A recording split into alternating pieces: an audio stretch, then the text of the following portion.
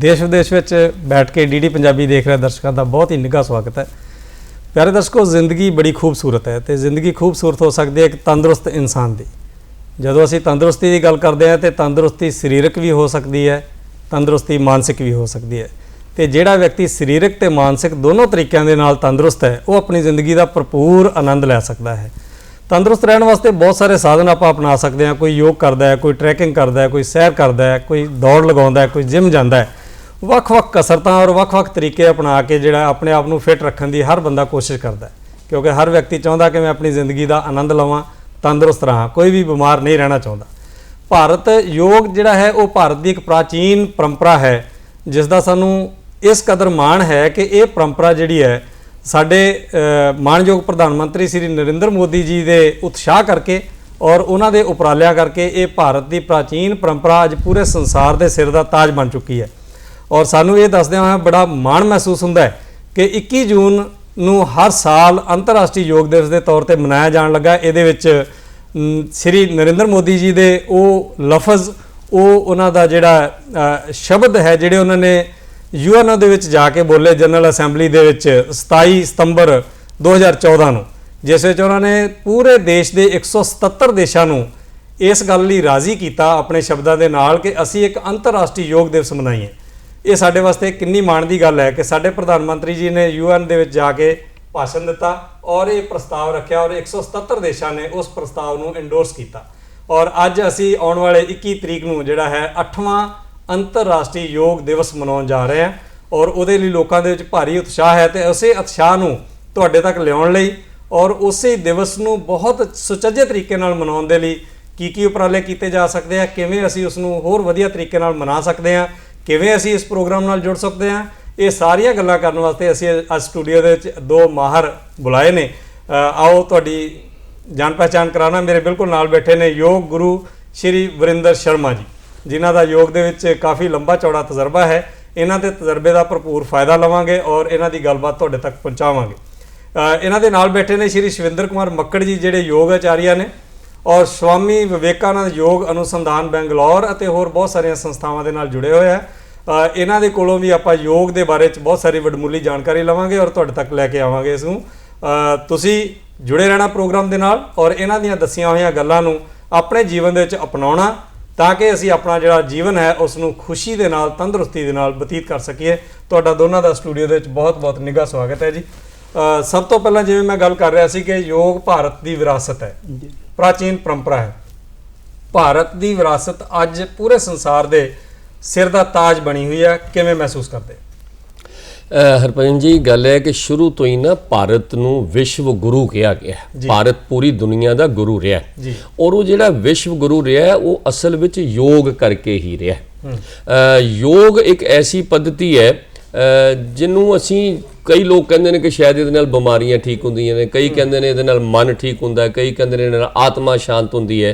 पर असल विच योग जिहड़ा हैगा ये जीवन जीण दी कला है, आर्ट ऑफ लिविंग है। साडे जिहड़े ऋषि मुनि सी ना असल विच वो विग्यानिक सी, सारे साइंटिस्ट सीगे। उन्होंने बहुत रिसर्च करन तो बाद बाकी सारियां पद्धतां कोई योग तो इलावा जे असीं आयुर्वेद की गल करिए, जे यूनानी की गल करिए, वो पद्धतियां सीगियां शारीरिक बीमारियां नूं ठीक करन वास्ते। पर योग जिहड़ा हैगा ये सिर्फ शरीरिक बीमारियां नूं नहीं ठीक नहीं करता, ये मन नूं भी ठीक करता है, आत्मा नूं भी ठीक करता है और तुहाडे विचारां नूं भी पवित्र करता है। इस करके योग दे करके ही हिंदुस्तान जिहड़ा विश्व गुरु सीगा। पर देश के उत्ते बहुत सारे हमले होंदे रहे, बहुत सारे हमलावर आके इत्थे राज करते रहे, उस करके योग जिहड़ा सीगा वो पिछड़दा गया। विदेशी पद्धतियां जिहड़ियां सीगियां वो आंदियां गईयां। लोकां ने जल्दी इलाज वास्ते कदे एलोपैथी कदे कोई उन्होंने अपनाया। पर अज हालात ये बने हुए ने कि सारी दुनिया इन्हां सारियां पद्धतियां तो जदों हताश हो गई कि ये भी आ साइड इफैक्ट ने, ये भी आ साइड इफैक्ट ने, तो फिर सारी दुनिया के सामने एक गल आनी शुरू हुई कि योग एक ऐसी पद्धति है जिहड़ी कि हर तरह दी बीमारियां नूं ठीक करती है, मन नूं शांत करती है, विचारां नूं ठीक करती है, तो इनू ही क्यों ना अपनाया जाए। और बहुत सारे देशों ने पिछले कोई 40 सालों के अपनाना शुरू कर दिता। और जदों प्रधानमंत्री नरेंद्र मोदी आए उन्होंने जो देखा कि ਇਹ ਅਸੀਂ ਵਿਸ਼ਵ ਗੁਰੂ ਸੀਗੇ ਜੀ ਯੋਗ ਦੇ ਕਰਕੇ ਸੀਗੇ। ਔਰ ਅੱਜ ਵੀ ਬਹੁਤ ਸਾਰੇ ਦੇਸ਼ਾਂ ਨੇ ਯੋਗ ਨੂੰ ਅਪਣਾਉਣਾ ਵੀ ਸ਼ੁਰੂ ਕਰ ਦਿੱਤਾ ਹੈ। ਔਰ ਫਿਰ ਜਦੋਂ ਉਹਨਾਂ ਨੇ ਆਪਣੀ ਇਹ ਸੋਚ ਲੈ ਕੇ UNO 'ਚ ਗਏ, ਜਦੋਂ ਬਾਕੀ ਸਾਰੇ ਦੇਸ਼ਾਂ ਨੂੰ ਜਦੋਂ ਆਪਣੀ ਗੱਲ ਦੱਸੀ ਔਰ ਸਾਰੇ ਸਹਿਮਤ ਹੋਏ ਕਿ ਯੈਸ ਕਿਸੇ ਨਾ ਕਿਸੇ ਤਰ੍ਹਾਂ ਨਾਲ ਅਸੀਂ ਯੋਗ ਨੂੰ ਆਲਰੇਡੀ ਅਪਣਾ ਰਹੇ ਹਾਂ, ਤੇ ਫਿਰ ਇਹਨੂੰ ਇੰਟਰਨੈਸ਼ਨਲ ਪੱਧਰ ਤੇ ਲਿਆ ਕੇ ਯੋਗ ਦਿਵਸ ਜਿਹੜਾ ਸੀਗਾ ਉਹ ਇਹਦੇ ਵਿੱਚ ਮੈਂ ਸਮਝਦਾ ਕਿ ਸਾਡੇ ਪ੍ਰਧਾਨ ਮੰਤਰੀ ਸਾਹਿਬ ਜੀ ਦਾ ਵਿਸ਼ੇਸ਼ ਉਪਰਾਲਾ ਹੈ ਔਰ ਉਹਨਾਂ ਦੇ ਉਪਰਾਲੇ ਕਰਕੇ ਹੀ ਇਹ ਜਿਹੜਾ ਯੋਗ ਹੈ ਅੱਜ ਇਸ ਲੈਵਲ ਤੱਕ ਪਹੁੰਚਿਆ। ਆਚਾਰੀਆ ਜੀ, ਤੁਸੀਂ ਕੀ ਸਮਝਦੇ ਹੋ ਕਿ ਸਾਡੀ ਕੇਂਦਰ ਸਰਕਾਰ ਵੱਲੋਂ ਜਾਂ ਸਾਡੇ ਪ੍ਰਧਾਨ ਮੰਤਰੀ ਸਾਹਿਬ ਨੇ ਜਿਹੜਾ ਉਪਰਾਲਾ ਕੀਤਾ ਆ ਉਹ ਇੱਕ ਪੂਰੇ ਸੰਸਾਰ ਤੱਕ ਆਪਣੀ ਗੱਲ ਨੂੰ ਲਿਜਾਣ ਵਿੱਚ ਬੜੇ ਕਾਮਯਾਬ ਹੋਏ ਆ?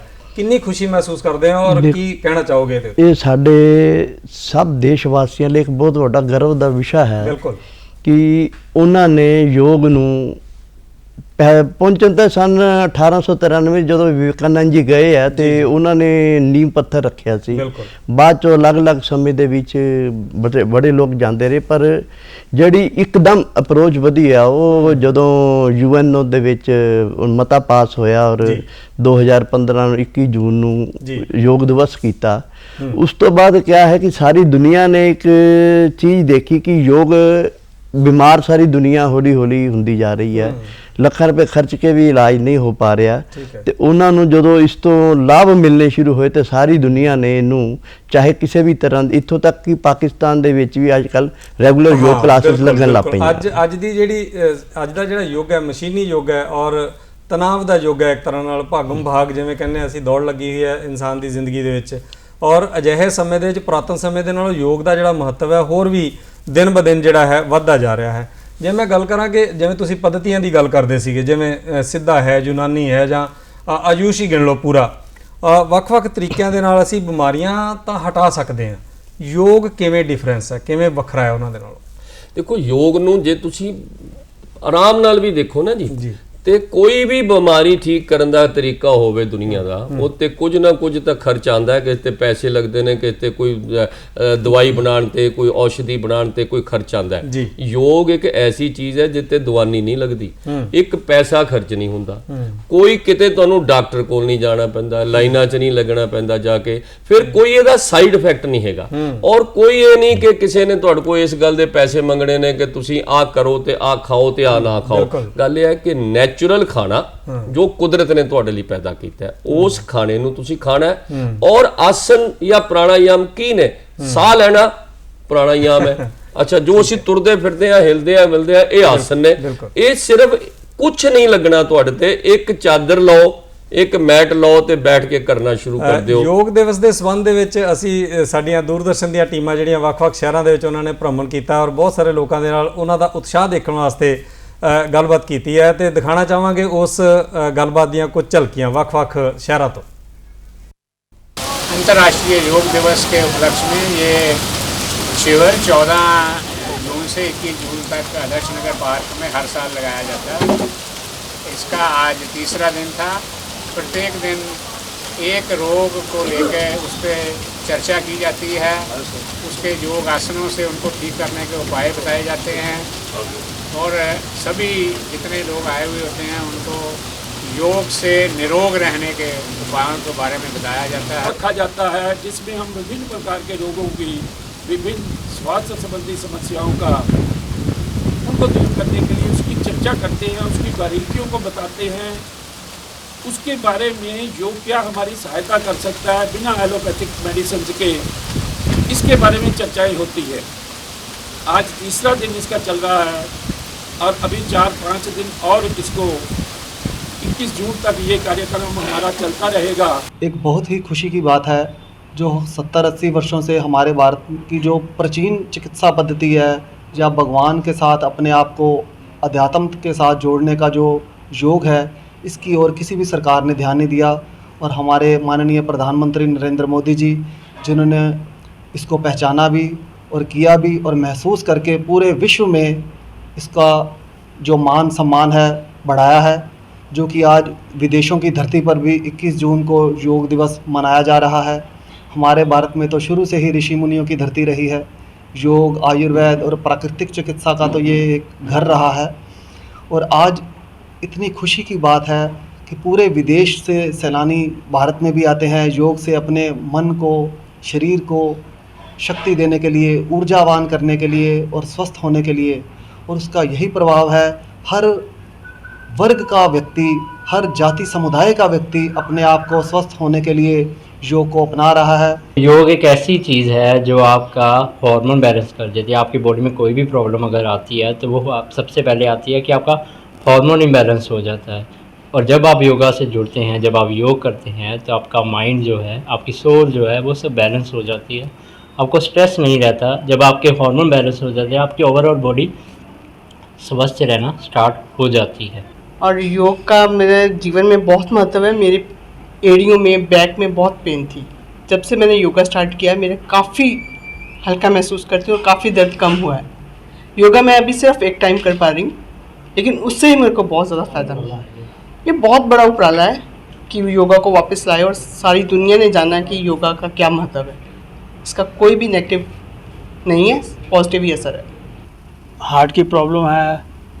डॉक्टरों ने मुझे बहुत 4-5 साल बहुत दवाइयाँ खिलाई, मुझे कुछ फ़र्क नहीं पड़ा। फिर मुझे पता चला योग के बारे में, तो चांस की बात है कि अम्मी जी से हमारा संपर्क हुआ। उन्होंने हमें बुलाया अपने पास और कोई 15 दिन हो गए हैं वो हमें योग करा रहे हैं। और अब मैं पहले से अच्छा फील कर रहा हूँ। और पहले ऐसा था कि मैं 10 कदम नहीं चल पाता था, मेरे पेन शुरू हो जाती थी।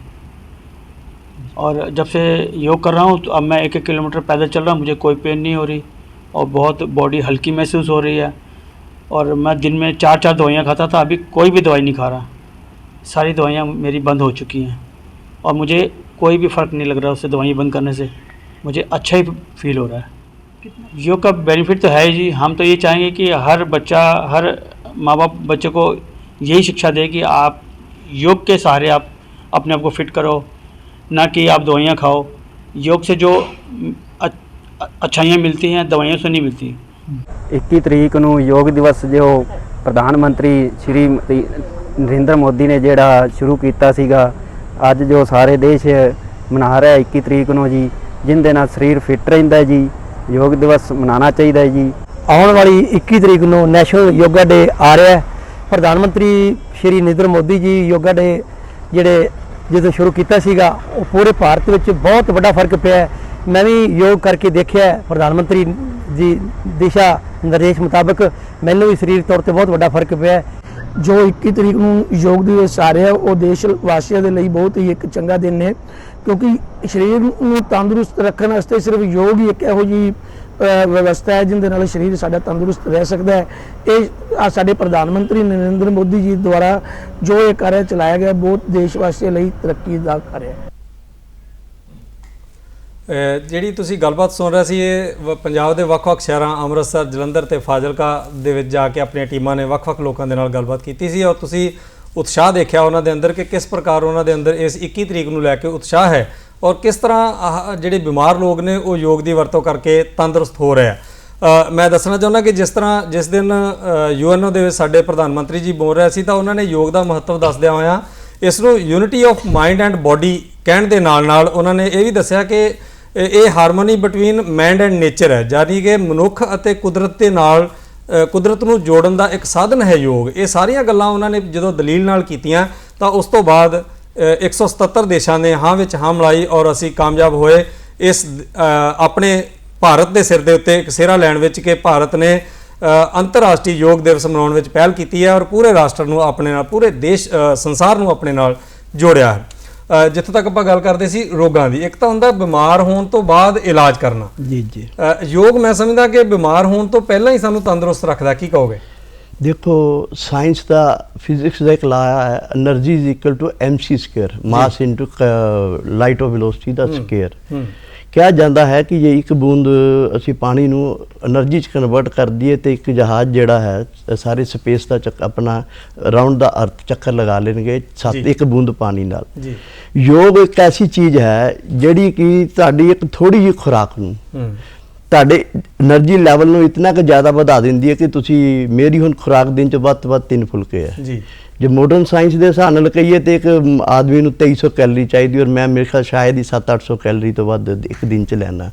ਇੱਕ ਓਮਕਾਰ ਪ੍ਰਾਣਾਯਾਮ ਹੈ। ਓਮਕਾਰ ਪ੍ਰਾਣਾਯਾਮ ਦੇ ਨਾਲ ਤੁਸੀਂ ਆਪਣੀ ਜਿਹੜੀ ਥੋੜੀ ਵੀ ਖੁਰਾਕ ਹੈ ਉਸ ਨੂੰ ਪੂਰਾ ਉਸ ਦੇ ਵਿੱਚ એનર્ਜੀ ਥੋੜਾ ਖਾ ਕੇ ਵੀ ਤੰਦਰੁਸਤ ਰਹਿ ਸਕਦੇ। ਬਿਲਕੁਲ ਬਿਲਕੁਲ। ਹੁਣ 2 ਸਾਲ ਪਹਿਲੇ ਜਾਪਾਨ ਦੇ ਜਿਹੜੇ ਸਾਇੰਟਿਸਟ ਨੂੰ ਨੋਬਲ ਪ੍ਰਾਈਜ਼ ਮਿਲਿਆ ਕਿ ਉਪਵਾਸ ਦੇ ਉੱਤੇ ਮਿਲਿਆ।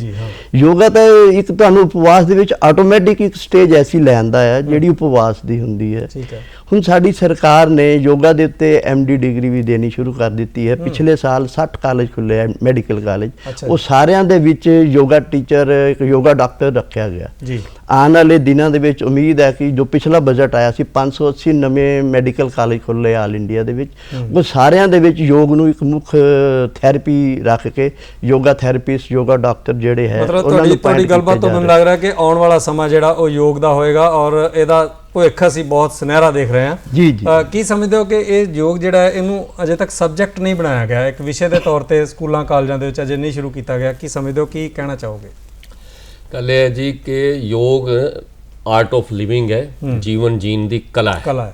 ਹੁਣ ਜੀਵਨ ਜੀਣ ਦੀ ਕਲਾ ਜਿਹੜੀ ਹੈ ਉਹ ਕੋਈ 50 ਸਾਲ ਦੀ ਉਮਰ ਜਾ ਕੇ ਥੋੜਾ ਸਿੱਖਣੀ ਚਾਹੀਦੀ ਹੈ, ਉਹ ਤਾਂ ਬਚਪਨ ਤੋਂ ਸਿੱਖਣੀ ਚਾਹੀਦੀ ਹੈ। ਇਸ ਕਰਕੇ ਸਭ ਤੋਂ ਵੱਡੀ ਗੱਲ, ਇੰਪੋਰਟੈਂਟ ਗੱਲ ਇਹ ਜਿਹੜੀ ਤੁਸੀਂ ਕਹੀ ਹੈ ਕਿ ਇਹ ਇੱਕ ਸਬਜੈਕਟ ਹੋਣਾ ਚਾਹੀਦਾ ਹੈ, ਹਰ ਸਕੂਲ ਦੇ ਵਿੱਚ ਹੋਣਾ ਚਾਹੀਦਾ, ਉਹ ਪ੍ਰਾਈਵੇਟ ਸਕੂਲ ਹੋਵੇ ਤੇ ਭਾਵੇਂ ਸਰਕਾਰੀ ਸਕੂਲ ਹੋਵੇ।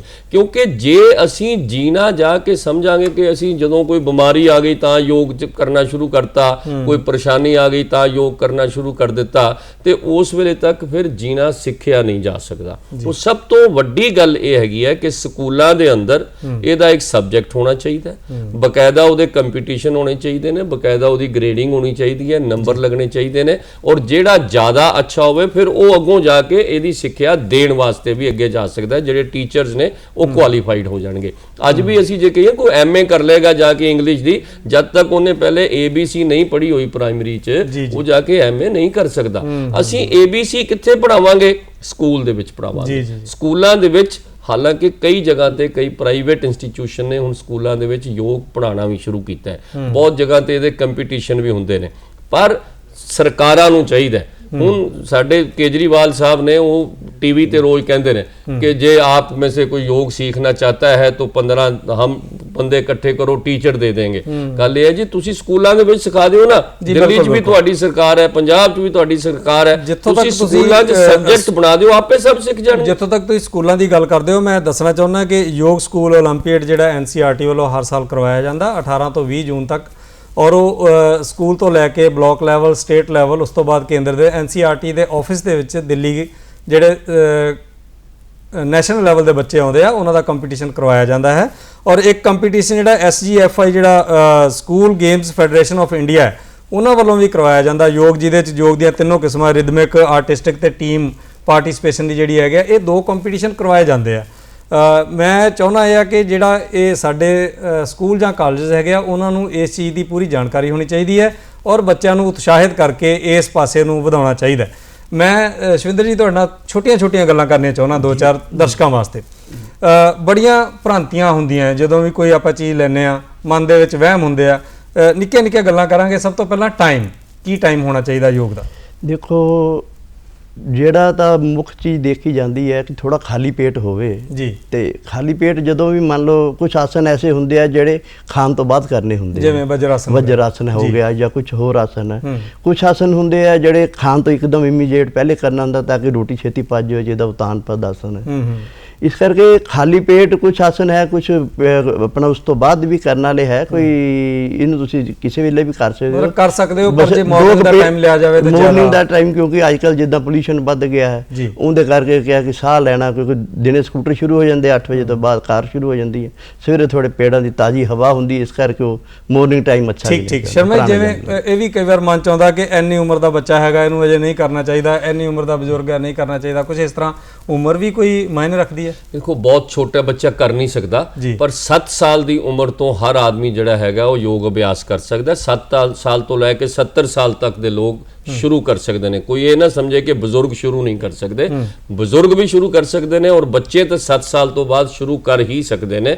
ਇਸ ਕਰਕੇ ਉਮਰ ਜੇ ਕੋਈ ਕਵੇ ਤਾਂ 7 ਤੋਂ 70 ਸਾਲ ਤੱਕ ਦੀ ਉਮਰ ਤੋਂ ਬਾਅਦ ਖੁਰਾਕ ਕਈ ਵਾਰ ਸਾਡੇ ਮਨ 'ਚ ਹੁੰਦਾ ਵੀ ਕੀ ਖਾਣਾ ਹੈ, ਇਹ ਖਾਈਏ ਤਾਂ ਇਹਦਾ ਫਾਇਦਾ ਜਿਹੜਾ ਯੋਗ ਦਾ ਹੋਰ ਜ਼ਿਆਦਾ ਹੋ ਸਕਦਾ ਹੈ। ਕੁਝ ਇਦਾਂ ਦੀ ਕੋਈ ਸਪੈਸ਼ਲ ਖਾਦ ਹੈਗੀ ਹੈ ਜਿਹੜੀ ਅਸੀਂ ਖਾਣੀ ਹੈ? ਨਹੀਂ, ਐਸੀ ਕੋਈ ਪਾਰਟਿਕੂਲਰ ਜੇ ਆਪਾਂ ਕੋਈ ਵਿਸ਼ੇਸ਼ ਕਹੀਏ ਕਿ ਵਿਸ਼ੇਸ਼ ਖਾਣ ਪਾਨ ਨਹੀਂ ਹੈ। ਮੈਂ ਜਿੱਦਾਂ ਦੱਸਿਆ ਹੈ ਕਿ ਪ੍ਰਾਣਾਯਾਮ ਅਸੀਂ ਠੀਕ ਕਰਦੇ ਆ ਨਾ, ਤੇ ਸਾਡੀ ਖੁਰਾਕ ਨੈਚੁਰਲੀ ਹੈ ਕਿ 4 ਫੁਲਕਿਆਂ ਤੋਂ 2 ਰਹਿ ਜਾਂਦੀ ਹੈ। ਜੇ ਅਸੀਂ 1.5 ਕਟੋਰੀ ਸਬਜ਼ੀ ਦਹੀਂ ਦੀ ਖਾਂਦੇ ਹਾਂ ਤਾਂ ਉਹ ਵੀ ਅੱਧੀ ਦੇ ਨਾਲ ਸਾਡਾ ਉਸ ਤੋਂ ਜ਼ਿਆਦਾ ਸਫੁਰਤੀ। ਹੁਣ ਮੈਂ ਸਵੇਰੇ 3 ਵਜੇ ਦਾ ਉੱਠਿਆ ਹੋਇਆ, ਠੀਕ ਹੈ, ਤੇ ਕੋਈ ਵਿਸ਼ਰਾਮ ਨਹੀਂ ਹੈ, ਲੇਕਿਨ ਆਰਾਮ ਨਾਲ ਸਿਰਫ ਪ੍ਰਾਣਾਯਾਮ ਦੇ ਇਹਦੇ ਚ ਕੋਈ ਸ਼ੱਕ ਨਹੀਂ ਹੈ, ਕਿਉਂਕਿ ਮੈਂ ਵੀ ਜਿੱਦਾਂ ਹੋ ਸਕੇ ਥੋੜਾ ਬਹੁਤਾ ਮੈਂ ਯੋਗ એનર્ਜੀ ਦਾ ਨੈਚੁਰਲੀ એનર્ਜੀ ਲੈਵਲ ਤੁਹਾਡਾ ਬਹੁਤ ਐਡ ਕਰਨਾ ਚਾਹਾਂਗਾ ਕਿ ਖੁਰਾਕ ਦੇ ਬਾਰੇ 3 F ਹਮੇਸ਼ਾ ਯਾਦ ਰੱਖਣੇ ਚਾਹੀਦੇ ਨੇ। ਫਾਸਟ ਫੂਡ, ਫਰਾਈਡ ਫੂਡ ਤੇ ਫਰੋਜ਼ਨ ਫੂਡ। ਓਕੇ, ਇਹ 3 ਫੂਡ ਛੱਡ ਦਿਓ, ਕਿਉਂਕਿ ਜੇ ਯੋਗ ਕਰੋਗੇ ਵੀ ਤੇ ਇਹ ਫੂਡ ਲਓਗੇ ਨਾ ਤੇ ਤੁਹਾਨੂੰ ਜਿੰਨਾ ਫਾਇਦਾ ਹੋਣਾ ਚਾਹੀਦਾ ਸੀ ਉਹਨਾਂ ਫਾਇਦਾ ਨਹੀਂ ਹੋਏਗਾ, ਉਹਨਾਂ ਨੇ ਆਪਣਾ ਨੁਕਸਾਨ ਕਰਨਾ ਹੈ। ਇਸ ਕਰਕੇ 3 F ਹਮੇਸ਼ਾ ਜ਼ਿੰਦਗੀ 'ਚ ਯਾਦ ਰੱਖੋ, ਫਾਸਟ ਫੂਡ, ਫਰੋਜ਼ਨ ਫੂਡ ਤੇ ਫਰਾਈਡ ਫੂਡ। ਬਸ ਜੀ ਇਹ 3 F ਛੱਡ ਕੇ ਬਾਕੀ ਜਿਹੜੀ ਮਰਜ਼ੀ ਖੁਰਾਕ ਖਾਓ, ਯੋਗ ਤੁਹਾਨੂੰ ਪੂਰਾ ਫਾਇਦਾ ਦੇਗਾ।